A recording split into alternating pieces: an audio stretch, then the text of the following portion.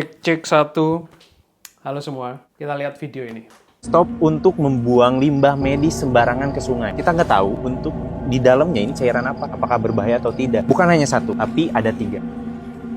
Ini peringatan keras, di tong sampah aja dibedakan antara sampah medis, limbah B3 ataupun limbah-limbah berbahaya. Apalagi kita ke sungai, dengan kondisi yang kotor seperti ini, jangan ditambah rusak lagi. Jadi kemarin ada video dari Pandawara Group lagi clean up sungai, kemudian menemukan limbah kantong cairan CAPD beserta cairannya.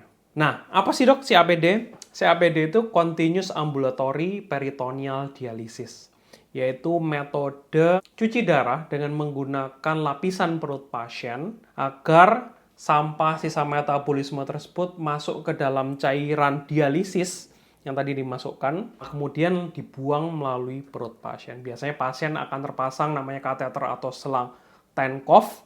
Nah, di situ adalah jembatan keluar masuk cairan dialisis pada metode CAPD. Metode CAPD kurang lebih seperti ini. Jadi, cairan hipertonis tadi akan dimasukkan ke perut pasien, kemudian terjadi perpindahan sampah, sisa tubuh, metabolisme, dan lain-lain ke cairan tersebut.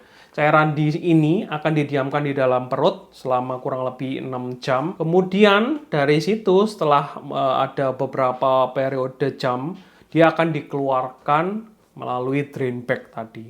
Nah, yang ditemukan Pandawara Group tadi adalah drain bag-nya atau sisa cairan di perut pasien. Dan untuk cuci darah ginjal atau... Lalu masalahnya apa dok? Nah, pergantian cairan ini pasti akan menyisakan limbah medis ya, yang berpotensi bisa menimbulkan infeksi ke lingkungan sekitar. Itu yang kita tidak mau. Gue nggak tahu, apapun bentuknya, selama itu masih termasuk limbah medis, itu berbahaya banget ya. Di dalam video tersebut, cairan CAPD-nya masih ada di kantong dialisisnya ya, dan belum dibuang. Ada juga yang tadi dalam video juga ditemukan ada kebocoran atau leakage pada drain bag-nya. Bocor.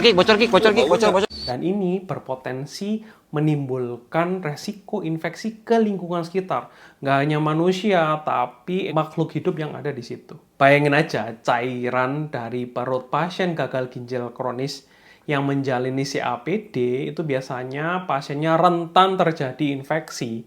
Jadi, cairan yang ada di dalam pasien tersebut beresiko menimbulkan infeksi dan sangat berbahaya. Solusi? Bagi teman-teman atau keluarga atau bahkan pasien CAPD sendiri, itu harus selalu aktif menanyakan ke pusat dialisis atau pusat cuci darah, baik itu dokter, perawatnya, untuk bisa diberitahu cara menghandle limbah cairan dialisis atau alat-alat dialisis CAPD tadi.